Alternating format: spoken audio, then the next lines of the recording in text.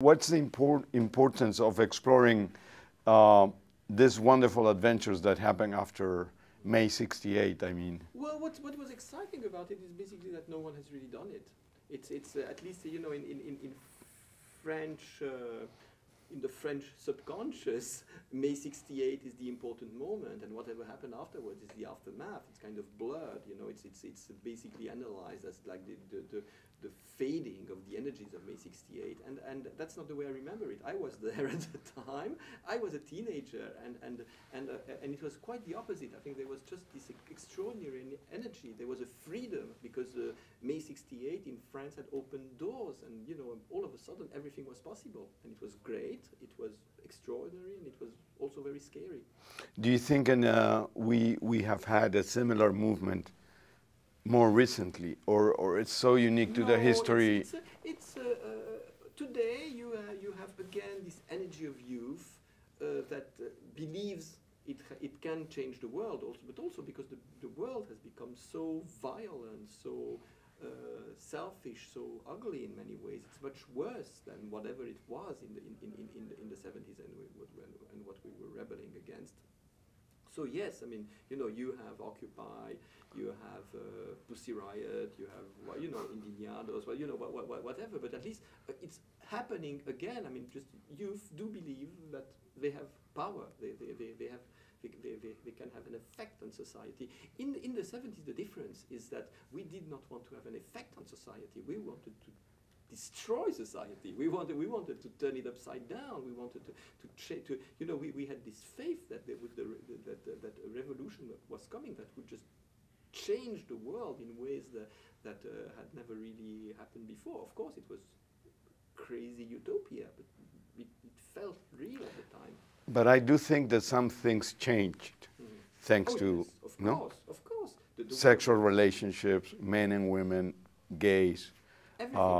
Racism. Absolutely, it's you know, I think you know, it's the reason why it's absolutely debatable if those revolutions failed or succeeded. In many ways, they succeeded. They did change the world. The world was never again like before. So and in very deep ways. I mean, just in terms of including the relationship of the individual with society, it kind of empowered individuals in a certain way.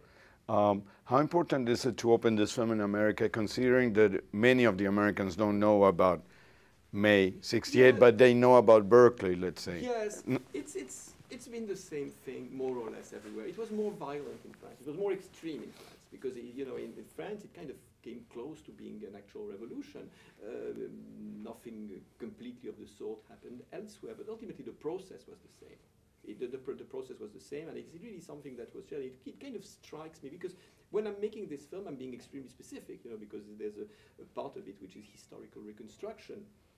So I have to get it as precisely as I can. And I said, oh, you know, there's so much stuff that has to do specifically with France. And now I realize that basically, in a way or another, it was the same thing all over. The difference is in the mix. Meaning, in France, 90% was leftism and 10% was counterculture. In other countries, it was quite the opposite. So it's as well a great tribute to innocence, I think, through the movie. The characters are very innocent. They're in love. It's an adolescent story as well. Yes, because of course, what we that generation, like any generation, had, you know, was concerned with, you know, when you're at that age, you're concerned about finding your identity, finding your place in the world, finding the meaning or whatever you want or whatever you're trying to become, to do with yourself. The difference is it was in times of chaos, so it was kind of more, it was kind of more extreme, but there was the same openness. You know, you don't have, when you are that age, you don't have any preconception. You have your eyes open. You try to understand the world that is around you. And what was interesting, and we had that candor, we had that innocence, which is the absolutely correct word, looking at things that were like far from innocent, which were, you know, the political ideologies, and again a world that was in turmoil. Last question.